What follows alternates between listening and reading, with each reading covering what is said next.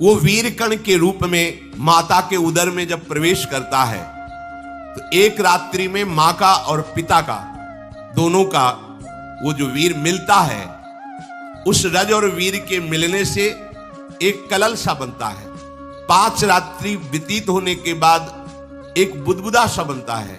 10 रात्रि व्यतीत होने के बाद एक बेर की सी आकृति होती है। फिर उसके बाद उसमें धीरे धीरे मांसपेशियां बढ़ने लगती हैं। 1 महीने में उसके सिर निकल आता है। 2 महीने में हाथ पांव अंगों का विभाग होता है। 3 महीने में नख, रोम, अस्थि, चर्म, स्त्री पुरुष के चिन्ह प्रकट हो जाते हैं। 4 महीने में मांसादि 7 धातुएं प्रकट हो जाती है। 5वें महीने में चेतना जागृत हो जाती है। जैसे अपने चेतना, ऐसे 5वें महीने में गर्भस्थ शिशु की चेतना जागृत हो गई। जीव है पर चेतना 5 महीने बाद मां के गर्भ में जागृत। अब उसे भूख लगती है, प्यास लगती है। वहां की तापमयी जलन, पीड़ा, छोटे छोटे कीड़ों के द्वारा काटना। 6ठे मास में झिल्ली से लपटा हुआ मां की दाहिनी कोख में कीड़े की तरह तड़पता है। उस समय माता को कड़वे और खट्टे पानी की लालसा होती है, जिससे उसके अंगों में जाकर भयंकर जलन होती है। यह है भोग। वो कृमि कीड़े की तरह तड़पता है। मलमूत्र के गड्ढे में बीच में झिल्ली में बंधा हुआ वो जीवात्मा सुकुमार तो होता है, वहां के कीड़े उसे नोचते हैं छोटे छोटे। वो तड़पता है। माता प्रसन्न होती कि जब बच्चा हिलता है, बोले है उसकी दुर्गति हो रही, वहां भयंकर कष्ट पा रहा है। ऐसा क्लेश होता है कि क्षण क्षण में बेहोश होता रहता है। माता के खाए हुए कड़वे, तीखे, गरम, नमकीन, रूखे, खट्टे, यही पदार्थ पाने की इच्छा होती है माता, क्योंकि उसको भोग भोगना है। उसके कोमल शरीर में भयानक पीड़ा होती है जब माता ऐसे पदार्थ खाती है। गर्भाशय की झिल्ली में लिपटा हुआ, आंतों और मलमूत्र से घिरा हुआ सिर, पेट की और पीठ और गर्दन एक कुंडलाकार, ऐसे कंकण जैसा, ऐसी आकृति गर्भस्थ शिशु की होती है। पिंजड़े में बंद पक्षी के समान पराधीन, ना तो वो हिलडुल सकता है ना बोल सकता है। बड़ा असमर्थ दुख को भोग रहा है। चेतना पूरी है। इसी समय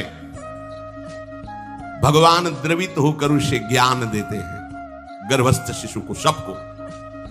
जी उसे ज्ञान होता है तो सैकड़ों जन्म के कुकर्मों से याद आते हैं, सैकड़ों जन्म के। ओहो, ये मेरे कर्म का ही फल, मैंने ऐसे कर्म किए इसलिए दुख भोग रहा हूं। बेचैन हो जाता है, कैसे निपट पाऊंगा, सैकड़ों जन्म के कर्म जमा है। अब महान अशांति उसके हृदय में, उस शरीर में भयंकर पीड़ा। कुंडलाकार शरीर है, हिल भी नहीं सकता है, बस कीड़े काटते, बड़ी तड़पन, बड़ी जलन, भूख प्यास की जलन। अब एक और भयानक जलन हुई। उसे स्मरण हो जाता है कई जन्मों के, सैकड़ों जन्मों के पाप कर्मों का। 7वां महीना आरंभ हुआ कि ज्ञान का उन्मेष हो गया। अब प्रसूति वायु उसे चला रही है। तड़पता है वो। सप्त धातु में स्थूल शरीर से बंधा हुआ वो जीव भयभीत होकर के पुकारता है, अगर कोई भगवान है तो एक बार मुझे यहां से निकाल दे। वो विनय करता है भगवान से, कोई अगर भगवान है जिसने मुझे इस बंधन में डाला है, एक बार निकाल दे यहां से, जाके केवल भजन करूंगा। जीव कहता, जंतुर्वाच तस्योपशन्नमवितुम जगदिच्छयात् नाना तनोर्भुवि चलच्चरणारविंदम सोहम ब्रजामि शरणम रकुतो भयम में येने दृशी गतिरदर्श सतोनुरूपा। हे प्रभु, मैं बड़ा अधम हूं। ये ज्ञान भगवान की तरफ से गर्भस्थ शिशु को होता है।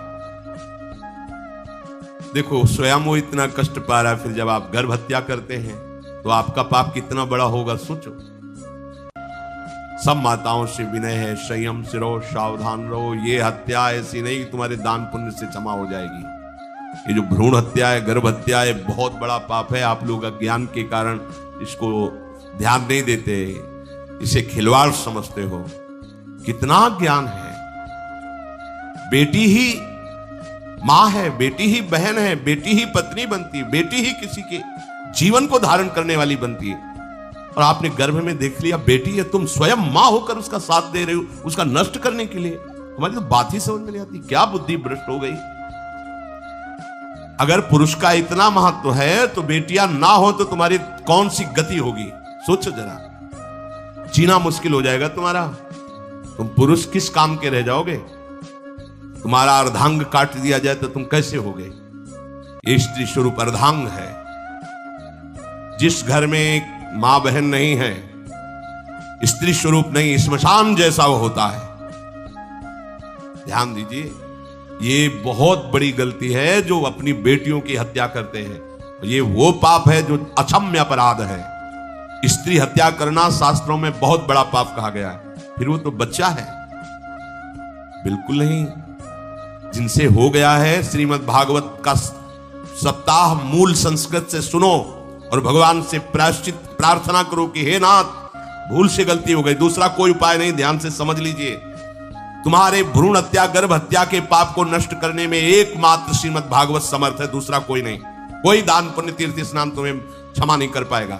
यह ऐसा महापाप है।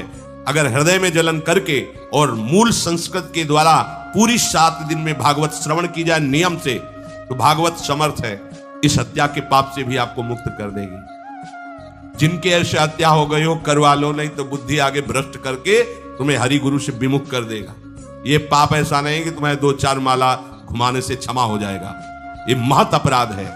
सबकी समझ में नहीं आता, समझ जाओ, नहीं तो आप जहां भी हो वहीं से भ्रष्ट कर देगा। ये अपराध नष्ट नहीं होगा, श्रीमद् भागवत की कृपा से नष्ट हो जाएगा। ये हमें बहुत विश्वास है। श्रीमद् भागवत सप्ताह की यह है ही महामहिम। प्रेत योनि को प्राप्त धुंधकारी को सीधे भगवत पार्षद स्वरूप देकर परम पद में आरूढ़ कर दिया। केवल 7 दिन की मूल संस्कृत एक भी श्लोक नहीं छूटना चाहिए।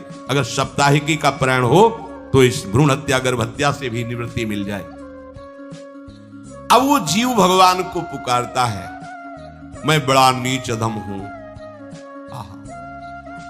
भगवान, आपने जो मुझे गति दिखाई है तो मेरे कर्म के अनुसार ही है, आपका इसमें कोई दोष नहीं। हम लोग जब कष्ट भुगते तो भगवान से कहते हैं हमने तुम्हारा क्या बिगाड़ा। भगवान ने नहीं बिगाड़ा, तू खुद देख क्या बिगाड़ लिया अपना। करो पाप आचरण। अब देखो, हमने तो जीवन में कोई पाप नहीं किया और कितने गर्भ हत्या की है, कितनी खिलवाड़ समझे हो। ये बिल्कुल भयावह चीज है, आप लोगों को नहीं। हम बार बार इसीलिए कह रहे कि भयावह वस्तु है, तुम्हें बहुत ऊंचाई से घसीट के भ्रष्ट कर देगी। बहुत होश में हो, भूल के कभी ऐसा न करना जहां तक हमारी आवाज पहुंचे, जहां तक सुनाई दे। गर्भ हत्या मत करना, संयम से रहो। इस तरह का व्यवहार मत करो कि तुम्हारा मनुष्य जन्म ही व्यर्थ चला जाए। इसमें तीनों को बराबर दंड मिलेगा। गर्भ हत्या कराने वाला, गर्भ हत्या की प्रेरणा देने वाला और गर्भ हत्या में सहयोग देने वाला, जो औषधि डॉक्टर या जो भी, तीनों को दुर्गति होगी। माता पिता प्रेरक और कर्ता। ऐसा नहीं कि आप डॉक्टर हो तो आपको गर्भ हत्या करने का अधिकार नहीं। आप डॉक्टर हो दूसरे के शरीर को स्वस्थ करके निरोग करने के लिए, हत्या करने के लिए नहीं। कोई भी हमारा संविधान ऐसा आदेश नहीं करता कि आप गर्भ हत्या कर दो। ना भागवतिक और ना भारतीय संविधान ऐसा संविधान आदेश नहीं करता। अब वो जीव कह रहा है कि प्रभु मेरे योग्य ही है आपने जो मुझे दंड दिया है। मैंने सुना है कि आपकी शरण में जो आता है आप उसकी रक्षा कर लेते हैं। आपकी जो शरण में हो जाता है वो इस भूमि पर, भारत भूमि पर, विश्व पर निर्भय विचरण करता है। कोई उसे भय नहीं प्रदान कर सकता। प्रभु, मैं इस माता के उदर में माया का रहस्य न जानने के कारण ऐसे कर्म किए कि मैं आ गया हूं। बहुत दुख पा रहा हूं। हे निर्विकार अखंड बोध स्वरूप परमात्मा, मैं बार बार नमस्कार करता हूं। प्रभु, मेरे ऊपर कृपा कर दो, एक बार इस गर्भ से निकाल दो। मैं यहां से बाहर जाकर आपका निरंतर भजन करूंगा। ये वादा करके आए हम प्रभु से। सब प्रभु ने करुणा करके हमें चांस दिया है मनुष्य शरीर। प्रभु, मैं बहुत जन्मों से इस समय स्मृति आ रही, देख रहा हूं कर्मों में भटकता रहा आपसे विमुख होकर के। ये जो मुझे अभी ज्ञान हो रहा है केवल आपकी कृपा से तत्कालिक है, तत्कालिक। एक तात्कालिक वैराग्य होता है, जैसे कथा सुनियो मन में आया कि अब तो भजन ही करना है, ये तात्कालिक है, स्थायी नहीं है, इसे स्थायी बनाओ। प्रभु आप अंतर्यामी हो, आप सब कुछ जान रहे हो। तीनों तापों की शांति के लिए भक्तजन आपका भजन करते हैं।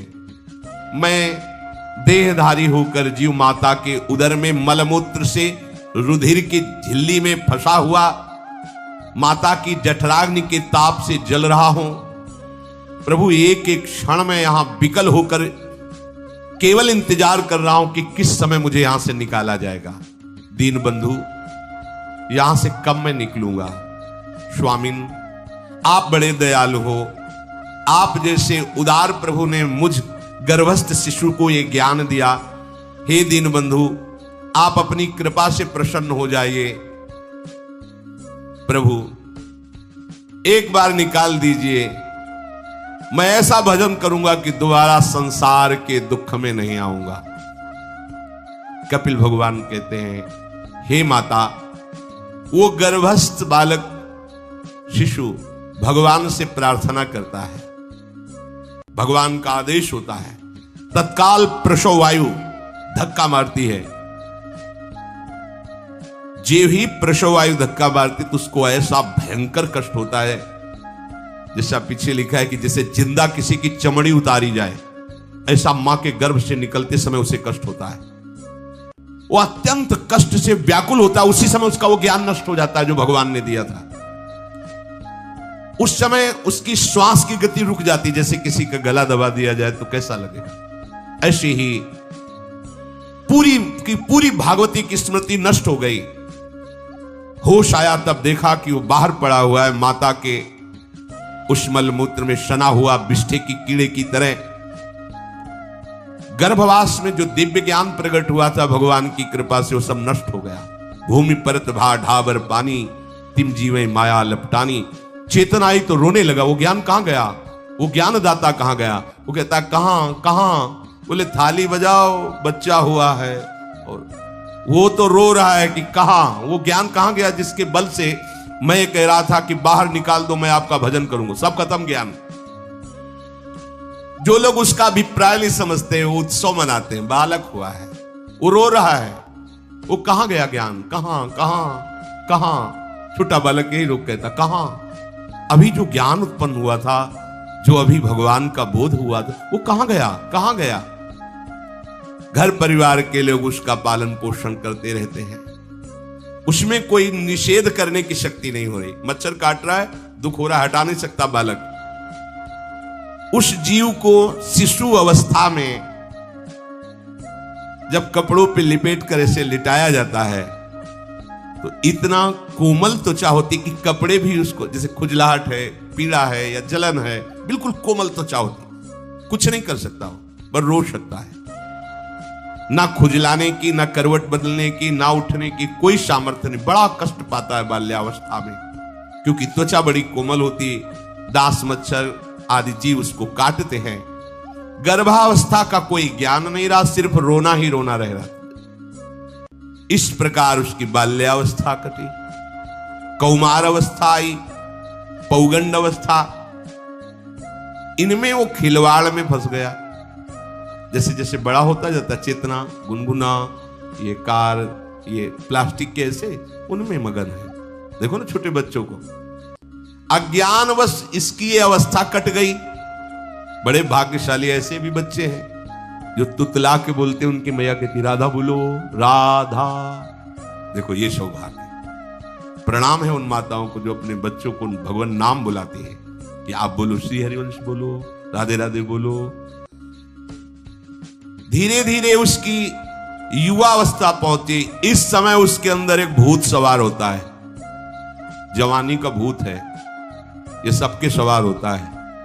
अगर मंत्र चल रहा है तो भूत नहीं चढ़ेगा, नाम चल रहा है तो भूत नहीं चढ़ेगा, नहीं तो भूत चढ़ जाता है।